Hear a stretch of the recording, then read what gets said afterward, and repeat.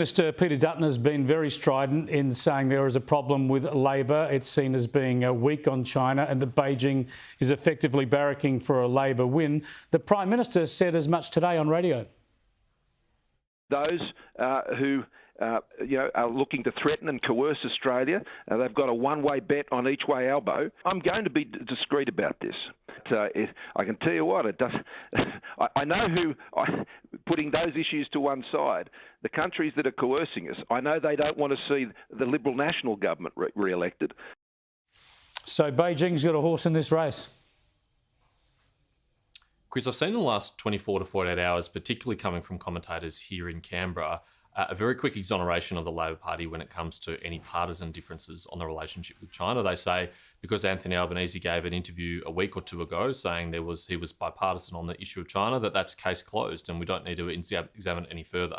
Well, if you have a memory that's a little bit longer than a goldfish and you go back to, say, the start of this parliamentary term and throughout this parliamentary term, as opposed to literally the last couple of weeks, I think you'll see a very concerted pattern of behaviour from the Labor Party, from the leader down, including its senior shadow ministers, of seeking to take advantage of partisan differences on the issue of China, and for many years blaming the Australian government for China's decision to impose sanctions, trade sanctions on us to seek to economically coerce us.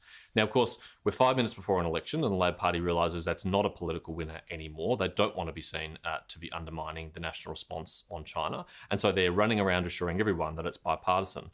Well, it would be nice if it actually had been bipartisan for the last 3 years, but I think the evidence shows that's not the case.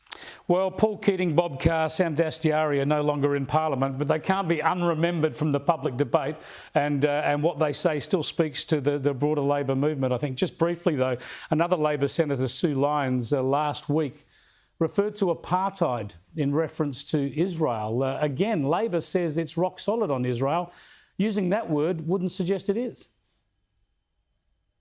It was a disgraceful and ill-informed speech from Senator Sue Lyons, and not the first one she's made on this topic. And the Labor Party has made no efforts, as far as I can see, to rein her in, certainly no successful ones.